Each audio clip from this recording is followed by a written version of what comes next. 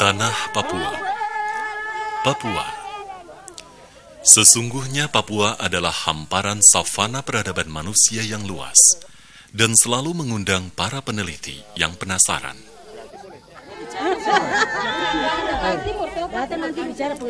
Alam yang eksotis, budaya nan beragam, bahasa yang berbeda di setiap suku, termasuk adat istiadatnya.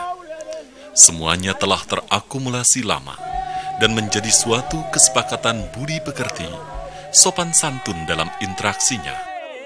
Kesepakatan budi pekerti ini telah terjalin bersama perjalanan waktu dan menjadi bagian adat istiadatnya. Terkadang dan malah seringkali, hal ini lambat laun tumbuh dalam masyarakat adat sebagai suatu lembaga kepercayaan di lingkungan masyarakat adat.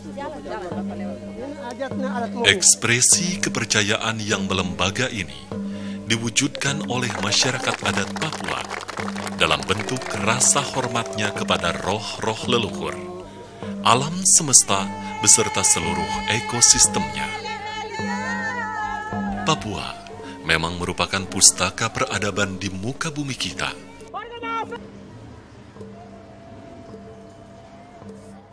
Provinsi yang dihuni sekitar 24 suku ini secara geografis berada di bagian kepala burung dari Pulau Papua. Wilayahnya sangat luas, sumber daya alamnya kaya, pemandangan laut memukau para wisatawan manca. Di antara suku-suku yang menghuni wilayah kepala burung Provinsi Papua Barat, salah satunya suku Moi. Dulu kami orang adat, sebelum ada agama ya, sebelum ada agama kami sudah tahu bahwa Tuhan itu ada. Untuk singgah di pemukiman mereka, perjalanan bisa diawali dari kota Sorong menuju ke Tambrau, berjarak lebih kurang 48 km. Dapat ditempuh sekitar 2 jam perjalanan menggunakan angkutan kota. Itu dari Belanda sudah. Betapa malunya jika dalam anggota kelompok adat disebut sebagai anggota yang tak tahu adat.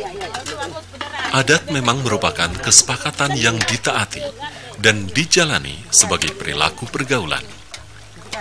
Jika anggota adat ini tidak mau menjalankan atau menerima norma yang telah tertanam dalam adat, bisa saja anggota adat ini tersingkir dari lingkungan adat.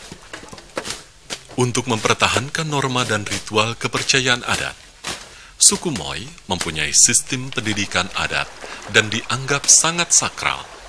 Pendidikan adat ini disebut kambik. Peserta didik dipilih oleh masyarakat adat dan hanya diikuti oleh anak laki-laki atau nedla. Dalam menebang pepohonan di hutan, masyarakat adat Moi melakukannya dengan sangat selektif. Dan kebiasaan ini diajarkan kepada anak-anak sejak dini. Seperti dalam memotong bambu ini, besar lingkar bambu benar-benar dipilih sesuai kebutuhan. Dalam suatu perhelatan pernikahan dalam adat Moi, diawali dengan persiapan-persiapan. Persiapan yang penting adalah pengambilan air suci yang dipimpin oleh tokoh adat, dibantu dengan anak laki-laki sebagai cara untuk mewariskan adat istiadat. Pengambilan air suci ini dilakukan di suatu tempat, di hutan. Air ditampung dalam bambu yang diukir dengan cara khas.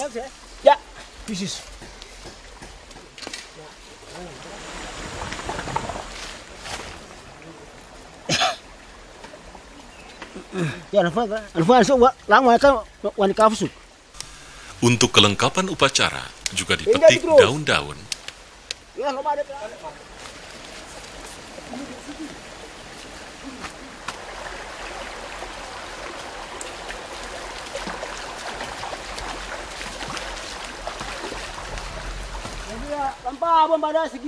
Setelah seluruhnya selesai, tetua adat dengan mengetuk-ngetukan parangnya, memohon izin dan mengucap terima kasih kepada roh leluhur yang menjaga lingkungan hutan, bahwa telah mengambil air suci yang akan digunakan untuk suatu perhelatan pernikahan antara marga Kalami dan Magablo.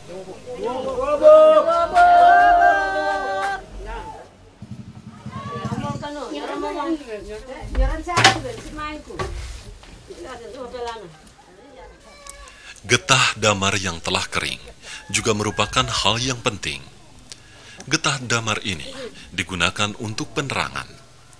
Penerangan ini akan tetap menyala tatkala upacara berlangsung semalam suntuk. Untuk kepentingan konsumsi, dipersiapkan oleh pihak keluarga perempuan, disiapkan sagu dan ikan laut. Kesemuanya dimasak oleh pihak perempuan.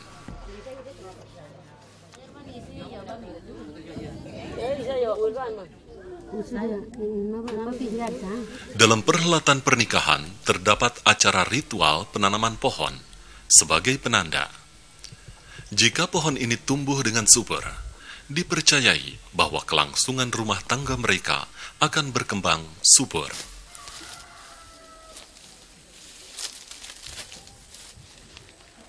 Dua malam ke pama ke bangkala uman mu be uman ni, pama negang kan ni, tut madang ke bangka be, pama sia, dua malam ke tok mu tutu ya. Sagu merupakan makanan pokok. Memproduksi sagu sebenarnya sederhana saja. Serat-serat yang mengandung tepung sagu ini disiram air. Ditiris, dibiarkan sejenak, maka tepung sagu akan mengendap. Endapan inilah sagu yang siap dimasak.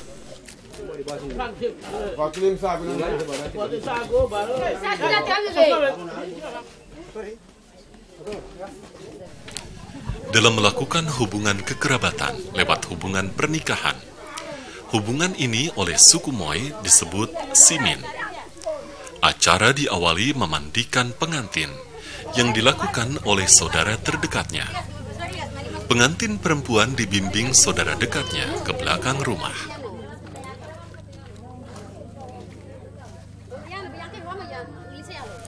Dengan air yang tersedia, muka pengantin dibasuh oleh kerabat dekatnya.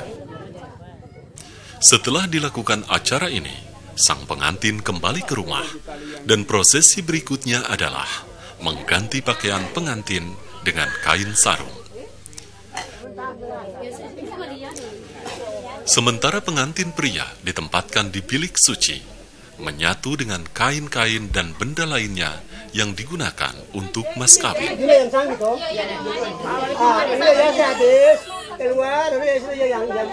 Kerabat-kerabat berdatangan membawa kain sarung dan perhiasan-perhiasan. Dengan sukacita mereka memasang gelang-gelang, mengalungkan kain timor,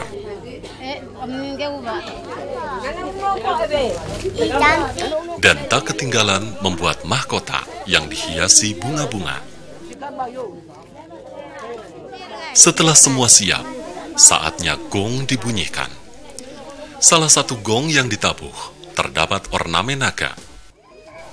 Jam menunjukkan pukul 4 sore. Jika gong ini telah ditabuh, maka gong ini harus tetap bertalu sampai pada pembicaraan tentang mas kawin disetujui kedua belah pihak. Pembicaraan mas kawin ini biasanya sangat lama, bahkan sampai keesokan harinya.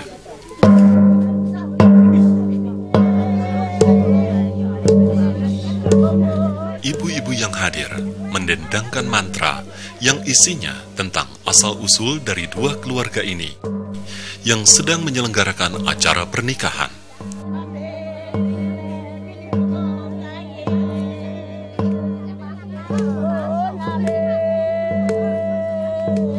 Pengantin perempuan didampingi oleh seorang anak perempuan yang berpakaian mirip dengan pengantin yang disebut dayang.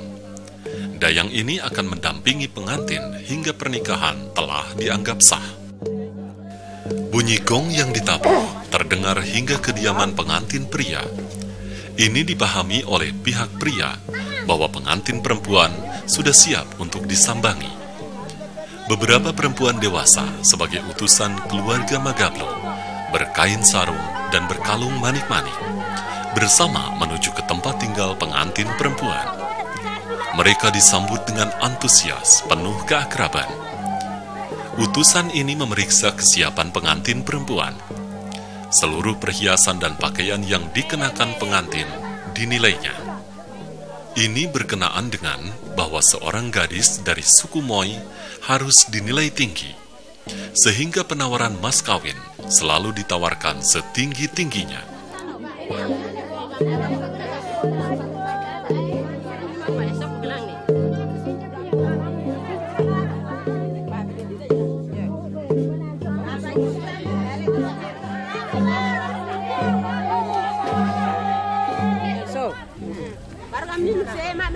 Sincem.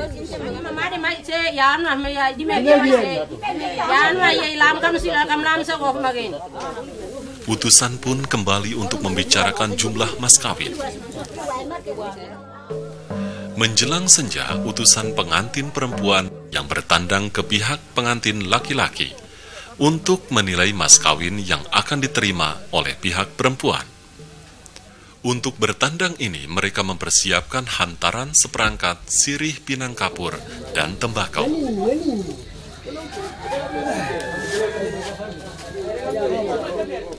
Begitu pula pihak pria, juga mempersiapkan sepiring sirih pinang kapur dan tembakau ke pihak tamu. Cara ini adalah sebagai bentuk saling menghormati.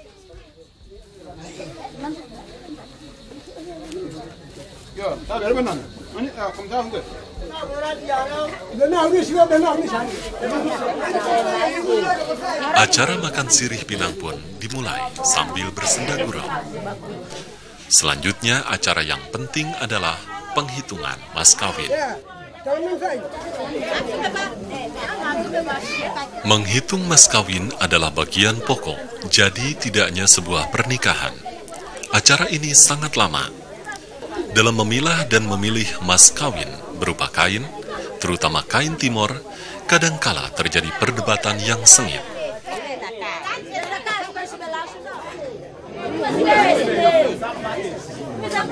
Mersuk, Arsuk, Tolsuk, Fak, Mafuk Fe, Tumal Mele, Tumal Ali, Tumal Tolop, Tumal Fak, Tumal Mafuk Nami Wagi.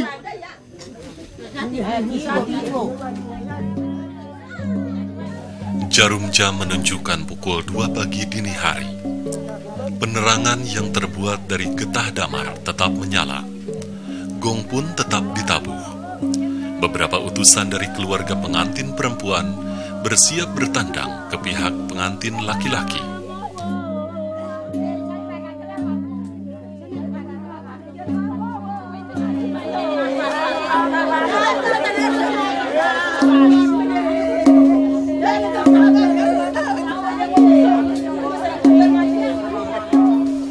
Malam telah larut, perdebatan berpindah ke bilik suci.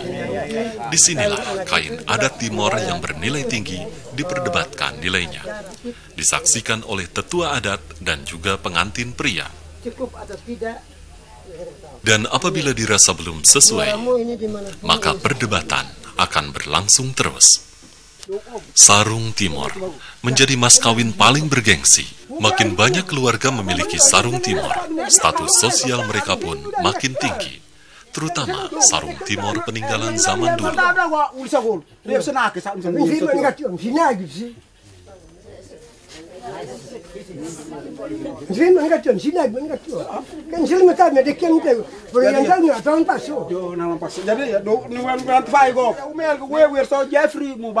Usumel badung isi. Umel masuk. Iya.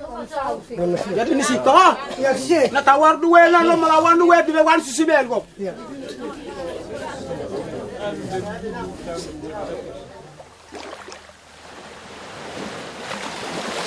Matahari telah terbit kembali, namun perhitungan kain masih berlangsung terus.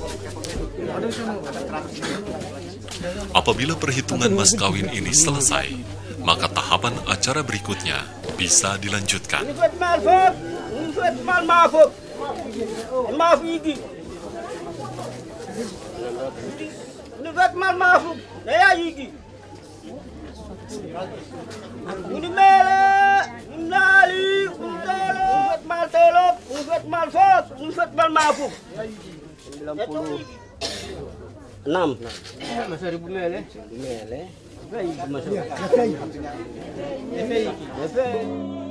Jam 10 pagi, perhitungan belum selesai dan pihak pengantin perempuan tetap menunggu sambil gong tetap ditabuh.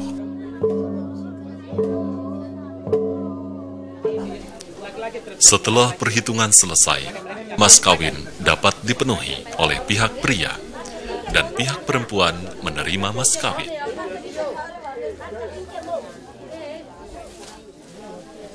Kain-kain begitu banyak dimasukkan ke dalam noken untuk dibawa ke rumah pihak perempuan.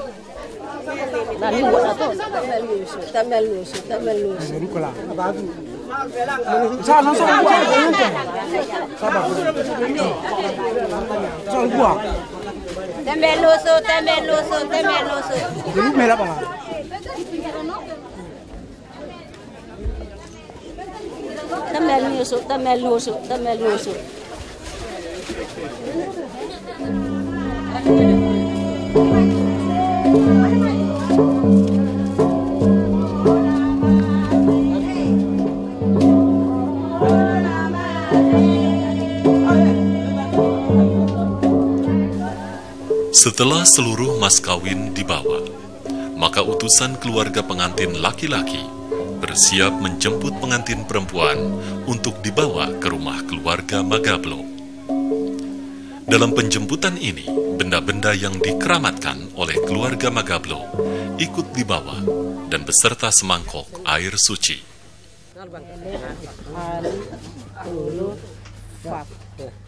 Air suci yang diambil dari sungai di hutan diserah terimakan ke pihak pengantin laki-laki, dan air suci yang dibawa oleh pihak laki-laki dipercikan ke dada dan punggung pengantin perempuan sebanyak 4 kali sambil dibacakan mantra-mantra. Time, tita kop kami, tita selauk me. Tetas lauk me.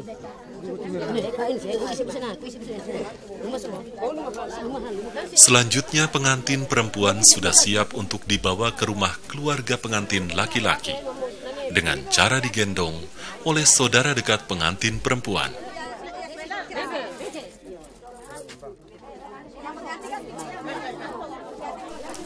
Begitu juga dayang.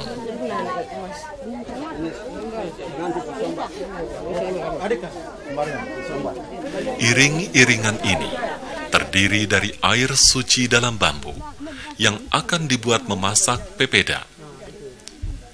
Seluruh perangkat dapur yang telah disiapkan dihantarkan ke rumah keluarga laki-laki. Bunyi gong juga berhenti di sini. Sekitar 18 jam gong itu berbunyi.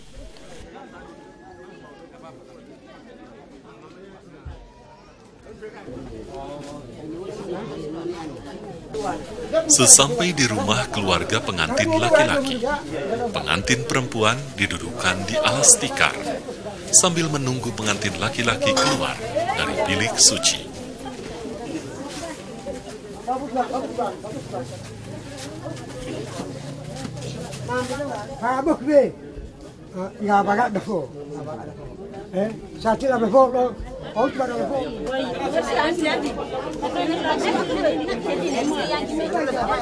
Ini mah ya, bangsa itu kan ini saya udah bagas ini kau bagus makanya. Besar, besar so. Akan-anak. Sebatang rokok yang dibalut secara tradisi disiapkan dan dinyalakan oleh pihak perempuan. Ya, ini saya ya. Ya boleh saya. Apa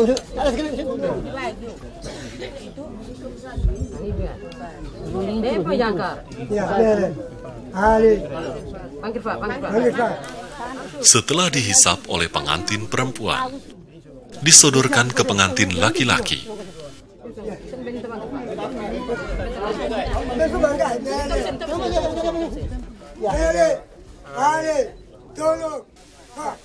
Oleh pengantin laki-laki, rokok adat itu diberikan kepada saksi-saksi, baik saksi dari pihak laki-laki maupun perempuan.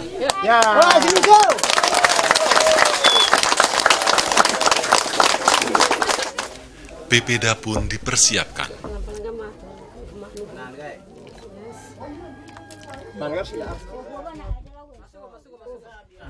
Berikutnya pepeda dan ikan kuah kuning dihantarkan.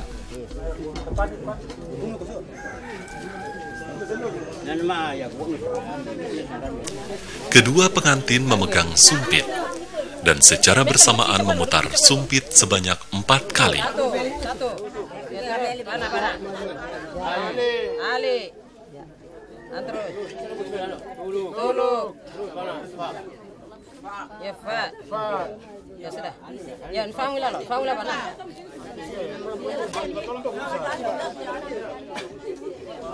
Masing-masing mengambil pepeda dan dimasukkan ke dalam kuah kuning. Tepuk tangan.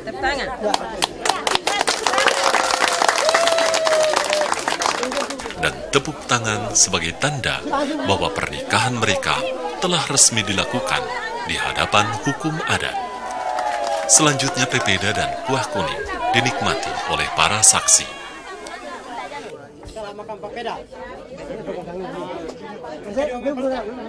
Acara pernikahan adat ini diakhiri dengan doa yang dipimpin oleh pendeta gereja.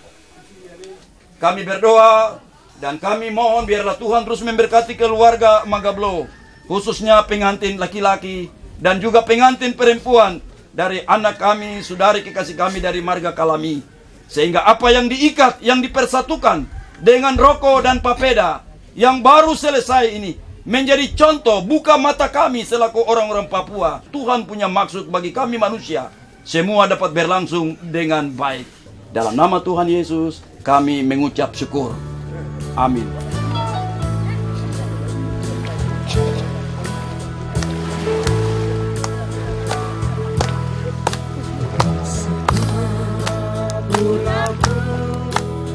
Yang kupuja Manah Papua Pulau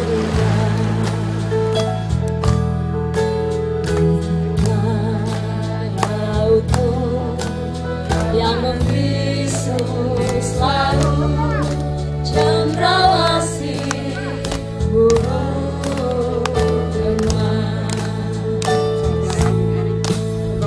burung gunung, lembah-lembah yang penuh misteri. Aku puja selalu keindahan alammu yang mempesona. Senyum yang deras mengalirkan emas.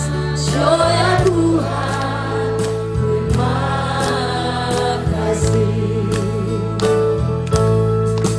Gunung-gunung, lembah-lembah yang penuh misteri. Kau puja selalu keindahan alammu yang mempesona.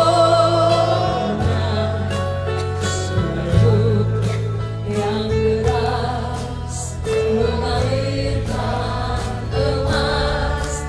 Joya Tuhan, terima kasih.